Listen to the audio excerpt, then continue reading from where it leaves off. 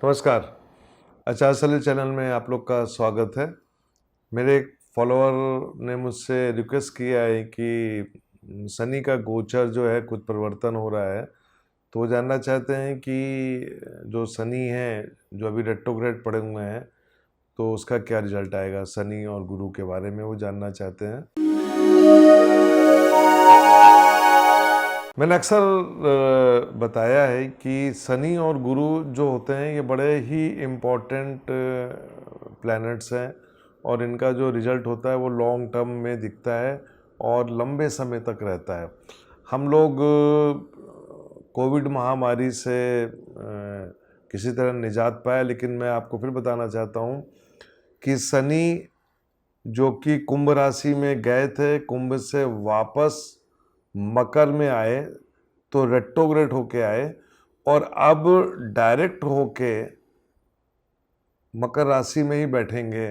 तो इसका मतलब क्या हुआ कि जैसे ही अक्टूबर के महीने में 24 अक्टूबर के आसपास 23 अक्टूबर के आसपास शनि जो हैं वो डायरेक्ट हो जाएंगे मकर राशि में, और गुरु जाके डायरेक्ट हो रहे हैं नवंबर के महीने में, लगभग 1 महीने का गैप से होगा।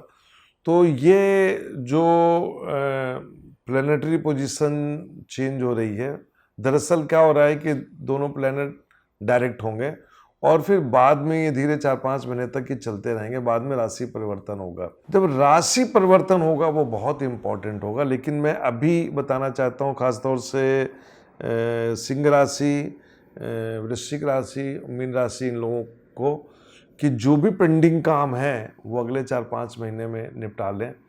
और कुछ लोगों को मेरी ये सलाह होगी कि जुपिटर और शनि जो होते हैं वो कहीं ना कहीं विवाह को रिप्रेजेंट करते हैं, तो कुछ जो फैसले हुए होंगे उसको आप दोबारा सोचेंगे और दोबारा सोच के आप आगे बढ़ने की तैयारी करेंगे तो हो सकता है कि कुछ एंगेजमेंट जो हुई होंगी वो टूट जाएंगी। ये छोटी छोटी घटनाएं होती हैं, इसमें कोई बहुत बड़ी बात नहीं है, ज़्यादा नहीं सोचना चाहिए। लेकिन यदि हम मुंडन एस्ट्रोलॉजी में जाके देखें तो मुंडन एस्ट्रोलॉजी में जाके हम जब देखते हैं तो मैं यदि भारत की कुंडली को देखूं तो मैंने अक्सर बताया है कि जैसे ही कुंभ में शनि पहुंचेगा तो एक परिवर्तन लाएगा और ये राजनीति में परिवर्तन होगा।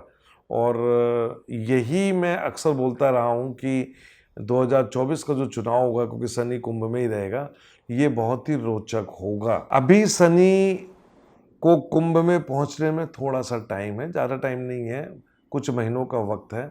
इसके बाद राजनीतिक में अखाड़े खुलेंगे तो वो राजनीतिक नेताओं को अपने हिसाब से काम करेंगे। यदि हम अपने अपने लोगों के हिसाब से देखें तो कुछ को फ़ायदा होगा, कुछ को नुकसान होगा। लेकिन हम यदि इंटरनेशनल पॉलिटिक्स में जाके देखें तो मैंने अक्सर बोला है कि वर्ल्ड वॉर जो है वो कोविड के साथ ही शुरू हो चुका है और ये जो वर्ल्ड वॉर होगा ये एक नई दिशा की तरफ जाएगा। मैंने पिछले वीडियो में बताया था कि न्यूक्लियर बम गिरेगा, इसमें कोई दो राय नहीं है। न्यूक्लियर बम आप देखिएगा, जो मैंने अभी नई कैलकुलेशन करी है उसमें जाके मैं ये देख रहा हूँ कि कहीं ना कहीं जाके अमेरिका को भी थ्रेट रहेगा। तो इसका मतलब ये हुआ कि कोई ना कोई बम अमेरिका में भी गिरेगा और ये एक तबाही का एक दौर शुरू होगा। जो कि हम युग परिवर्तन की बात कर रहे हैं, उधर ही हम किसी तरह घूम रहे हैं, उसी तरह हमारी कुंडलियां भी जाएंगी और हम तबाही का एक दौर देखेंगे। लेकिन अभी मैं अपने फॉलोअर्स को बताना चाहता हूं कि खास तौर से 20 अक्टूबर से लेके और 30 अक्टूबर के बीच का जो समय होगा, 10 दिन का समय, इसमें आराम से फैसले लें, ज़्यादा हड़बड़ा के फैसले ना करें, शांति से बैठें।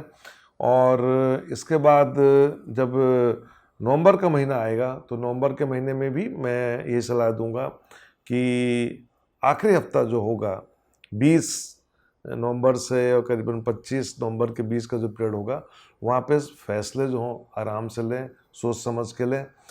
खास तौर से शनि जिनके लिए योग कारक हैं वो अपनी कुंडली के हिसाब से देखें, जिनके लिए शनि निगेटिव रिजल्ट देता है उसके हिसाब से वो देखें। मैं आज आपको एक बात और बताता हूँ कि कोई भी ग्रह कभी भी निगेटिव रिजल्ट नहीं देता। हर ग्रह अपनी हिसाब से अच्छा रिजल्ट देता है। और ये सब उसकी कर्मा थ्योरी पे होते हैं, उसके कर्म, पूर्व जन्म के जो कर्म लेके वो आया है उसके हिसाब से घटना घटनी है। टायर यदि घिसेगा तो पंचर होगा, तो पंचर होने से पहले टायर चेंज करा लो। ये मेरी एक इशारा है आप लोगों की तरफ से। लेकिन मैं ये कहना चाहूँगा कि संभल के चलना। ये जब भी कोई गए बड़े ग्रह, खासतौर से शनि, गुरु, जब ये वक्री होते हैं, बुध हो गया, ये जब रेट्रोग्रेड होते हैं थोड़ा सा हलचल पैदा करते हैं। मंगल भी जब रेट्रोग्रेड होता है तो हलचल पैदा करता है। तो जिसकी कुंडली में जो कॉम्बिनेशन हो उसके हिसाब से आप 4-5 दिन तक संभल के चलें, रिस्क ना लें। जिनकी कुंडली में दुर्घटना का योग है तो थोड़ा सा 4-5 दिन रुक जाएं, ये आपका एस्ट्रोलॉजर बताएगा। तो उसके अकॉर्डिंगली फैसले करें और आगे बढ़ें। मैं आप लोगों से इतना ही बोलूँगा, थोड़ा सा आराम से चलें, कोई हड़बड़ाने की ज़रूरत नहीं है। और अब आराम से फैसले लें, कुछ अच्छे फैसले होंगे, कुछ गलत फैसले होंगे, क्योंकि गुरु और शनि ये दोनों ऐसे ग्रह होते हैं, ये विवाह करवाते भी हैं और विवाह तोड़वाते भी हैं। ध्यान रखिएगा, विवाह करवाते भी हैं, विवाह तोड़वाते भी हैं। तो ये जो दौर होगा ये जोड़ने और टूटने का होगा। यही मेरी एक छोटी सी प्रेडिक्शन है। मेरे फॉलोअर्स समझ गए होंगे। अगले वीडियो में मैं आपको शनि के बारे में बताऊंगा कि शनि कैसे फल देता है। और ये खास तौर से मैं इसलिए बताऊंगा क्योंकि मेरी कुंडली में भी शनि की महादशा बस 1 या 2 माह के बाद शुरू होने जा रही है। शनि का एक लंबा रिसर्च है। जिनकी शनि की महादशा होंगी वो इस वीडियो को ध्यान से सुने। बहुत ही मैंने रिसर्च के साथ शनि की महादशा के बारे में प्रेडिक्शन करी है।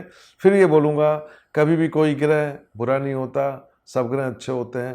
कर्मा के हिसाब से वो फल देते हैं और वो फल देते रहेंगे, उसको कोई रोक नहीं सकता। हम लोग रेमेडी के द्वारा थोड़ा सा डाइल्यूट कर देते हैं और एस्ट्रोलॉजर जो होता है एक रास्ता बताता है, आप लोग को उसको फॉलो करना है।